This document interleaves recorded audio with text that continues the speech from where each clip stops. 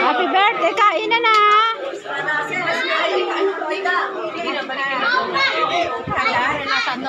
Ewan ko sa manyata ni niyan.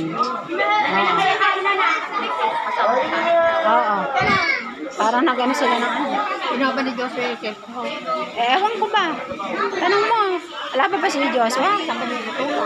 Bimili ng soft drinks. Ano ba yun? Bimili ng soft drinks.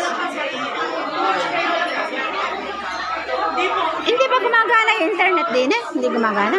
Eh, kailangan yun pala. Baka kaya sa kailangan pala tanggalin yung saksak para umano dyan yung internet din eh. Gumana. Pababago natin yan para magkaroon ng eh, saan si Kara sa lupo? Doon sa taas. Kanya-kanya na lang. Kain na na.